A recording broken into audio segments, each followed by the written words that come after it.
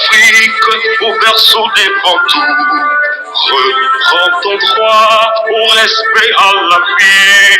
Longtemps soumis, longtemps primé par tous, mais dès ce jour, brisons la tyrannie. Dans le travail, l'ordre et la dignité, tu reconquiers ton droit, ton unité.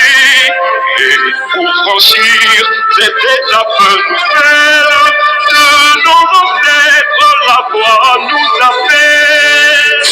Au travail, dans l'ordre et la dignité, dans le respect du droit, dans l'unité, brisons la misère de la tyrannie, grandissons étonnants de la patrie.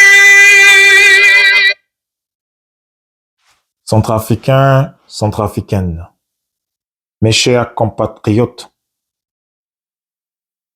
mes chers parents, mes chers amis, c'est avec un cœur meurtri, sentiment de colère, que j'ose me tenir devant vous à travers ce petit message vidéo, d'interpeller nos autorités politiques et gouvernementales, en particulier Monsieur Archange Touadéra, le chef de l'État, chef suprême des armées.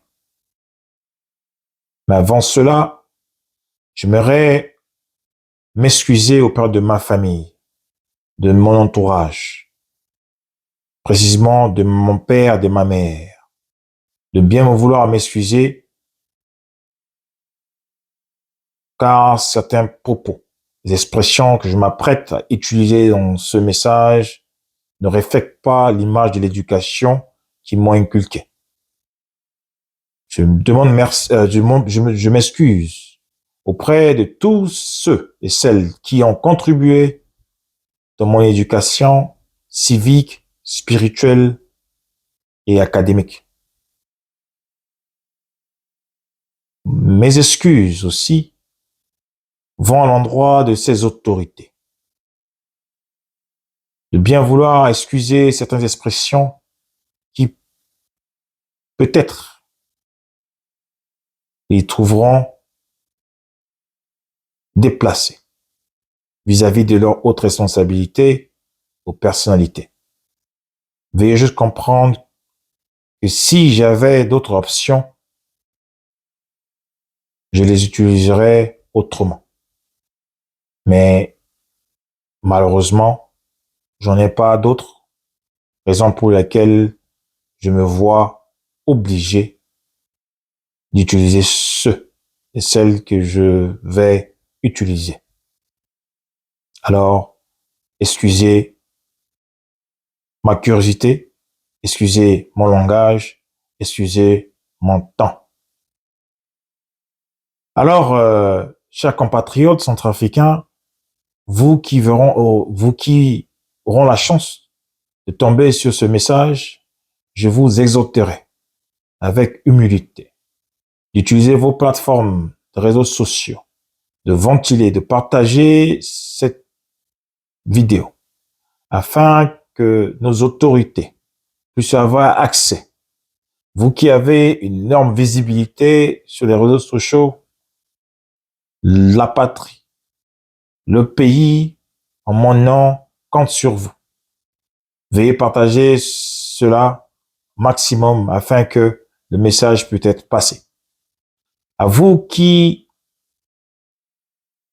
jugerez dans un sens négatif ma présence devant cette caméra, ce message n'est pas à vous.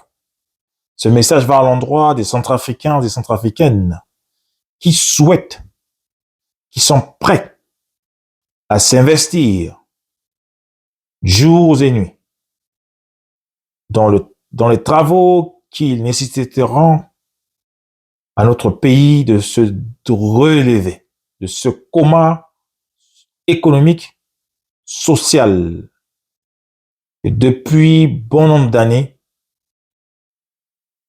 arrive à garder notre pays hors du développement international. À vous qui aimez parler, critiquer pour rien dire.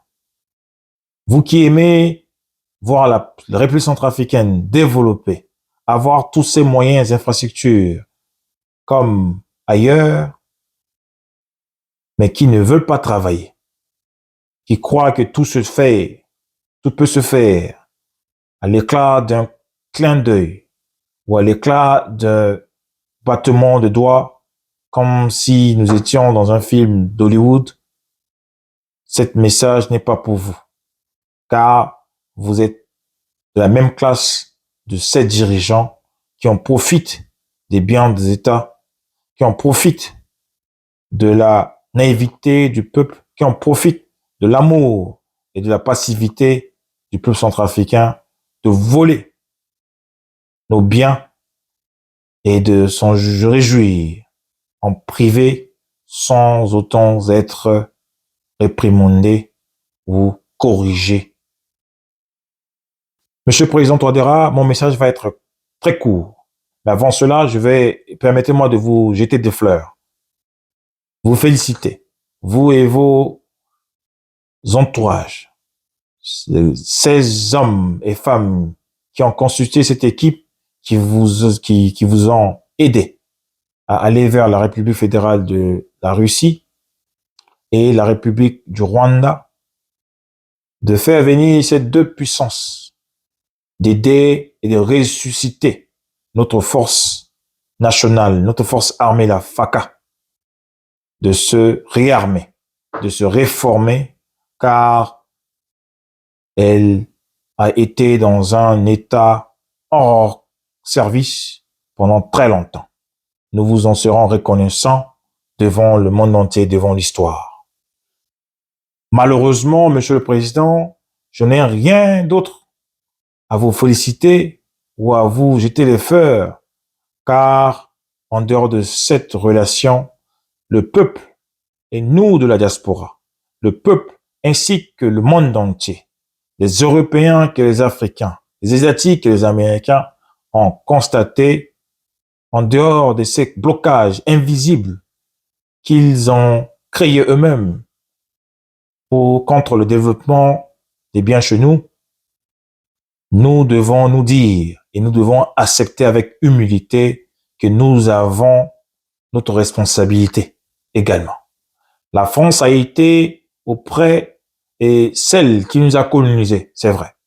La France, par M. de Gaulle, a mis ce système de appeler la France-Afrique, qui est un système à dénoncer, un système qui consistait à sujettir, vous, nos dirigeants africains, notamment d'élire, en particulier des dirigeants qui n'ont pas la volonté et le vouloir faire, ceux qui ne veulent pas et ne peuvent pas s'investir dans le développement socio-économique de leur pays au détriment de servir la République française dans des besoins néfastes, dans des besoins qu'ils, eux seulement, peuvent en bénéficier.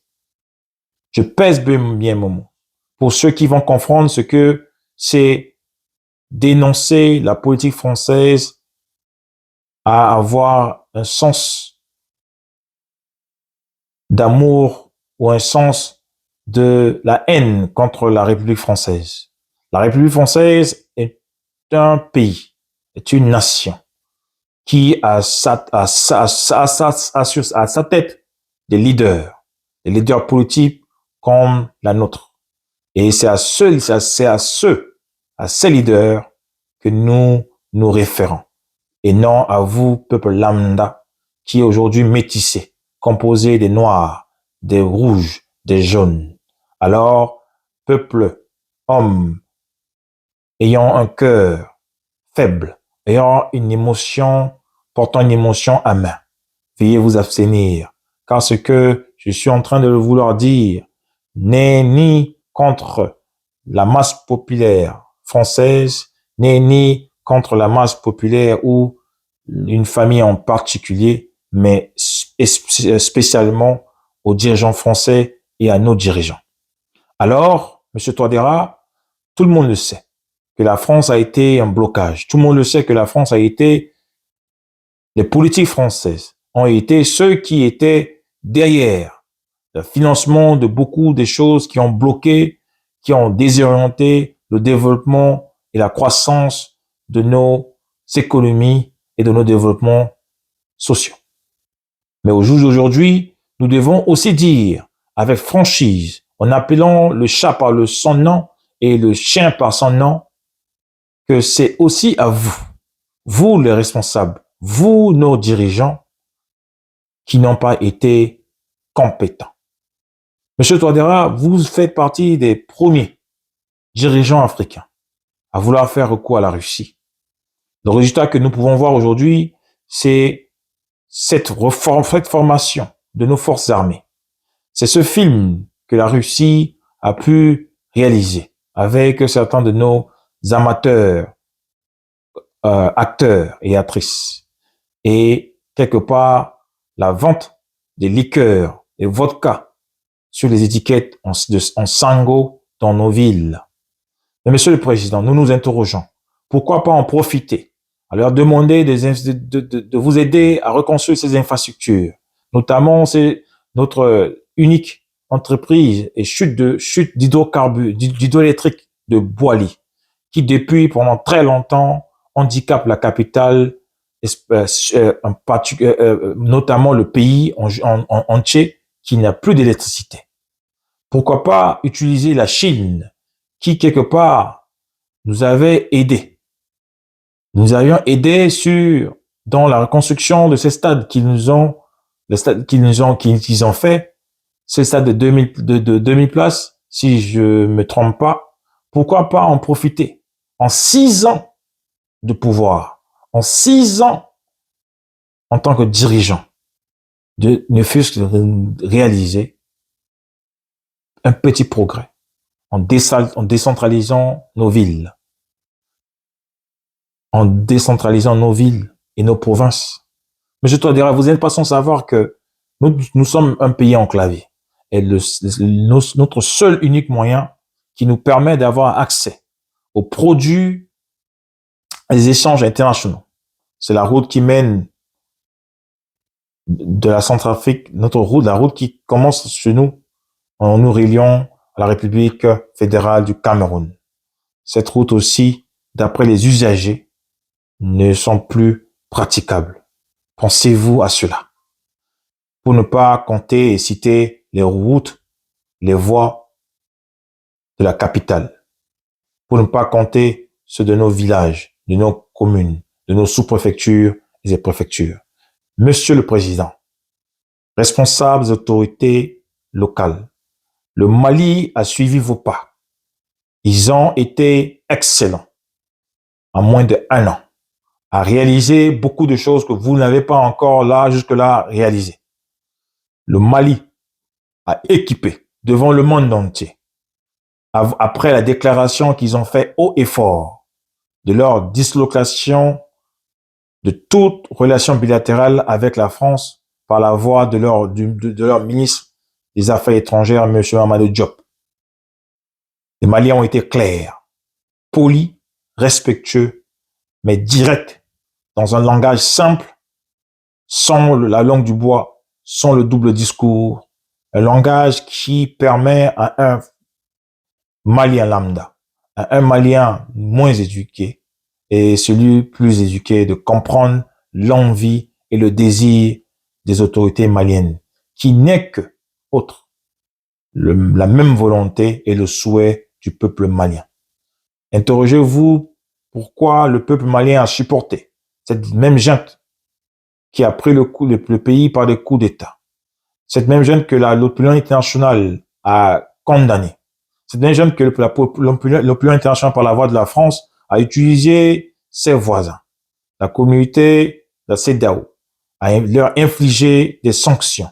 Malgré cela, ils ont su développer certaines options qui, notamment, les a amenés, au lieu d'utiliser les ports des pays participants, les pays participants de la CEDEAO, ils ont créé des nouvelles routes, des nouvelles voies et moyens dans les relations bilatérales entre la Mauritanie, qui les a permis pendant 6 mois et 7 mois de survivre, de respirer.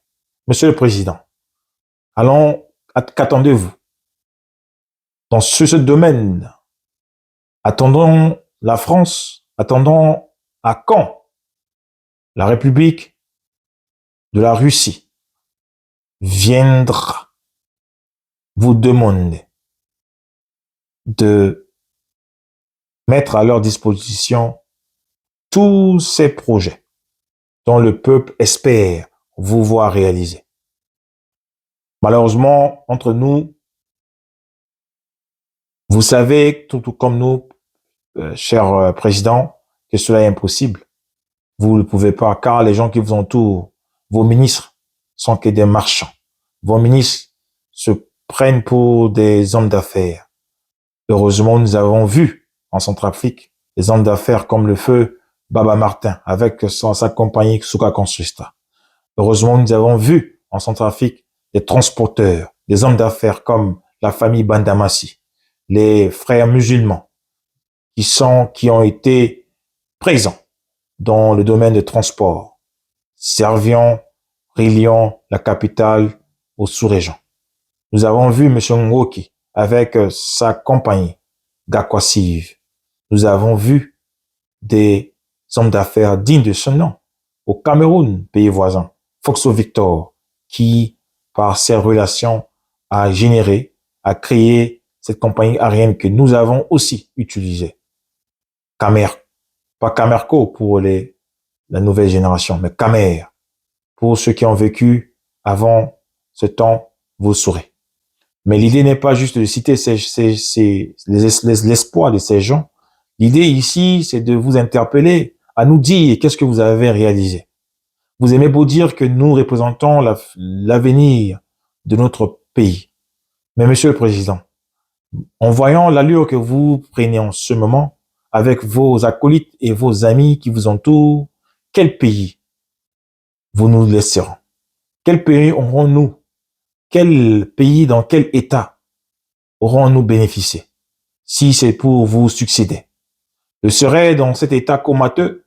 Le serait dans un état invivable où le fonctionnaire de fonction publique gagne 5000 fois moins qu'un salopard, qu'un arriviste qui, malheureusement, à cause des problèmes de guerre, de rébellion, a été nommé à la tête des instructions, qui n'a jamais perçu légalement un salaire de 150 000 francs CFA à un salaire de millions.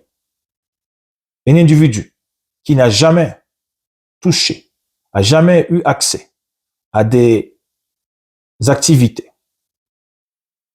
permettant de mettre notre pays devant la nation, devant le monde international. Mais aujourd'hui, ces gens se permettent de se mettre à l'abri, de mettre leur famille, d'envoyer leur famille avec les ressources de tout un peuple centrafricain. Détournement des biens publics, le manque de création des infrastructures, le manque de participation volontaire, le manque de réalisations concrètes. Qu'est-ce qu'on peut dire? Alors, Monsieur le Président, je tiens ici devant le monde entier, devant le peuple centrafricain, à vous rappeler ceci. Nous vous critiquons, nous vous applaudissons, mais en même temps, nous vous proposons des solutions. Et la solution dans notre cas, dans votre cas, elle est unique. Apprenez aujourd'hui, dès aujourd'hui, Monsieur le Président Touadéra, à apprendre à parler à votre peuple, qui est en Bakamandja, qui est en Sango. Mais sachez, rassurez-vous qu'il doit se faire dans un langage simple et compréhensible, afin que le centrafricain, votre peuple, puisse comprendre ce qui vous bloque dans les coulisses de sortir, de représenter cet espoir que vous avez prêté serment devant l'histoire, que vous en serez garant. Monsieur le Président, apprenez à installer dès aujourd'hui un système de suivi auquel vous pouvez contrôler ces fils et filles, c'est vos concitoyens et concitoyennes que vous pensez partager la tâche que nous vous avons confiée. Une responsabilité lourde, bien évidemment, bien sûr. Mais il faut commencer dès aujourd'hui à mettre en place un système de correction. Il faut veiller à corriger, à arrêter si possible, à chicoter si possible ceux qui vont essayer de jouer au bien, à l'avenir de la nation. En un mot, soyez direct, strict et sévère et pragmatique. Président, j'aimerais vous rappeler l'histoire de certains des dirigeants que vous connaissez évidemment. Monsieur Thomas Sankara, à son époque, a pris la tête et arrivé à la tête de son pays par un coup d'État. C'était un révolutionnaire. Qu'est-ce qu'il a fait? Il est allé même au-delà de ce que au-delà des attentes de son peuple, à diminuer, à réduire tous les budgets des autorités qui l'accompagnaient dans cette tâche. On a vu, grâce aux archives, et j'espère un jour, tôt ou tard, nos enfants auront aussi de notre pays, comme nous l'avons jamais vu ou appris étant à Bangui, en République centrafricaine. Mais c'est une fois arrivé hors de notre pays, chez les Blancs, qu'on nous a présenté ces archives. Alors, qu'est-ce qu'il a fait? À travers les archives, à travers l'histoire, nous avons appris, nous avons vu que monsieur Thomas Sankara a pris tous les moyens possibles. Il s'est investi, corps et âme, dans tout ce que son pays, ses concitoyens et concitoyennes attendaient de lui. Le ministre burkinabé allait au travail pas à bord d'un Mercedes, pas à bord d'un véhicule de luxe, mais à bord d'un simple véhicule. Pour ceux qui connaissent les R12 et R24. Le but ici n'est pas de rentrer en détail dans ça. Le but ici, c'est de vous donner et souligner certains exemples de ces grands hommes et femmes qui ont dirigé la nation en s'imprégnant corps et âme tous les jours sans timidité. Nous avons le président John Magufuli, le défunt président de la République de Tanzanie. Il est arrivé à la tête de la Tanzanie en 2015. Il a fait 5 ans. Il est mort en 2020 du suite de Covid. Mais renseignez-vous sur ce que ce monsieur a fait. Un professeur, un maître d'école, un enseignant comme vous. Il est arrivé à la tête de son pays, qu'il est retrouvé dans un état chaotique aussi. Monsieur Magufuli n'a jamais effectué un voyage à l'extérieur. Or, pendant ces 5 ans à la tête de sa nation, ces ministres voyageaient, pas en première classe, en classe affaires. Ces ministres, ces autorités voyageaient en classe économie. Tout ça, c'était pour économiser de l'argent. On l'avait proposé 50 millions de dollars pour la fête de son investiture. Monsieur Magufuli a su prendre que 5 millions dans les 50 millions qu'on a proposé pour faire la fête de son investiture et consacrer le reste dans la construction et le développement de son pays. Les cas, les faits sont visibles. Vous pouvez vous en renseigner.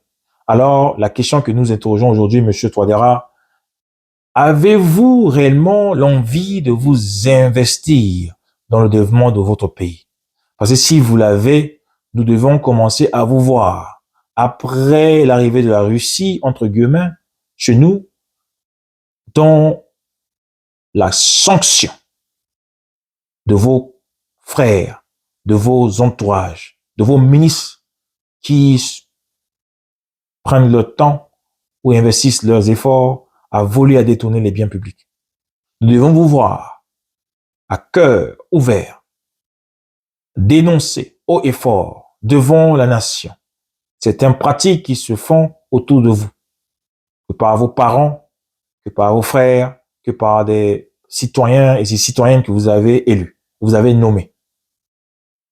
Jusqu'aujourd'hui, rien n'est fait. Tout le monde parle d'un président docile, un président qui, malheureusement, je me réserverai, puisque cela concerne votre vie privée, mais un président qui ne s'imprègne pas totalement dans la vie active de son pays, contrairement à ce qu'il fait dans sa vie privée. Monsieur le Président, je crois bien que si vous verrez ce message, vous comprendrez de quoi il s'agit. Mais monsieur, réveillez-vous, réveillez-vous, car votre peuple a besoin de vous. Nous avons besoin de vous, car si, par malheur, demain, vous échouez, je m'aimerais prendre le peuple en témoin. Je vais prendre vos enfants en témoin. Vos enfants que vous comptez sur leur avenir. Ces enfants que vous envoyez, vous écartez hors du danger. Ce danger que vous étiez censé devenir transformé en pays en beauté. Ce danger que vous avez prêté serment de venir transformer en miel et au lait. Comme vous avez l'habitude de dire, notre beau pays est un pays gorgé de miel et du lait. C'est un pays qui a tout ce qu'il faut. Malheureusement, c'est tout ce qu'il faut. Or, depuis 7 ans, on vous voit au pouvoir, vous avez rien effectué, vous avez rien fait. Alors, je peux me tromper, le peuple s'en tromper, car ce que vous préparez dans les coulisses, nous ne pouvons pas le savoir ni le voir. Mais nous portons juge des actes visibles que vous avez effectués, que vous n'avez pas fait. Jusque-là, les actes visibles que nous avons vu, c'était que de gauche à droite, certains badigements, des peintures autour des buildings administratifs, des petits retouches sur nos roues, nos voies, et l'arrivée des Russes qui ont quelque part soulevé, qui ont aidé dans la reconstruction de nos forces armées. Monsieur le Président, je vais pas très lent, mais je vous tiens par ce message devant les Centrafricains. C'est une promesse. Nous, par ma voix, un simple peuple, un simple citoyen, qui aujourd'hui a les yeux de voir, a les oreilles d'écouter et a la bouche de parler. À travers ce message, je crois que je vous ai pas manqué de respect, je vous ai pas insulté, ni à vos entourages, mais j'aimerais que vous sachiez une seule chose. Vos enfants, les enfants de vos ministres, ceux qui volent l'argent de l'État, ceux qui ne travaillent pas, qui sont là pour juste embellir, orner les bureaux des fonctions de la nation. Nous vous prenons témoin.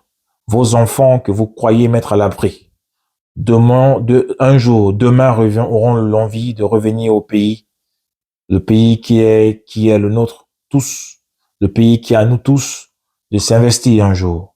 Mais à défaut de ce que vous êtes en train de faire, nous leur prendrons témoin. Et je vous promets, si ce n'est pas que la mort, car l'homme meurt qu'à son temps, et un temps que Dieu a voulu, si ce n'est pas que la mort qui nous freine, si ce n'est pas que le temps qui nous rattrape, je vous garantis que vos enfants paieront, vos parents paieront, car tout ce que vous êtes en train de faire, nos parents en meurent de ses conséquences, nos parents souffrent, nos parents sont des premiers victimes, car nous pouvons dire que nous sommes un peu à l'abri étant loin de le pays, mais à chaque fois que nous nous rendons, à chaque fois que nous vous visitions, nous nous mettons dans un état catastrophique, un état désastreux, un état à ne pas compter. C'est pour ça, aujourd'hui, par la voix de tous ceux et celles qui veulent un Centrafrique libre, qui veulent une nation centrafricaine prospéreuse, qui veulent voir nos autorités que vous représentez à nous conduire dans des voies qu'ils ont promis dès le départ. Je me permets de venir aujourd'hui à des visages découverts vous passer ce message. Alors, monsieur, beaucoup de courage pour la suite. Si vous pouvez continuer, restez. Si vous ne pouvez pas, veillez à avoir cette humilité de dire à vos peuples que vous ne pouvez pas, que vous avez failli. Et la grandeur d'un homme, ce n'est pas qu'il a, ce n'est pas quand, ça ne se voit pas dans sa victoire. La grandeur d'un homme, ça se voit quand il peut pas et qu'il déclare ouvertement qu'il ne peut pas. Je vous garantis que vous resterez une icône, vous resterez une vedette, vous resterez un héros pour le peuple centrafricain. Autrement dit, si vous résistez, si vous persistez dans cette voie, l'avenir, demain, le futur, regardez, suivez mon regard, nous vous tiendrons responsables devant la nation, devant le peuple entier, devant le monde entier, devant toute la nation. Témoin. Merci.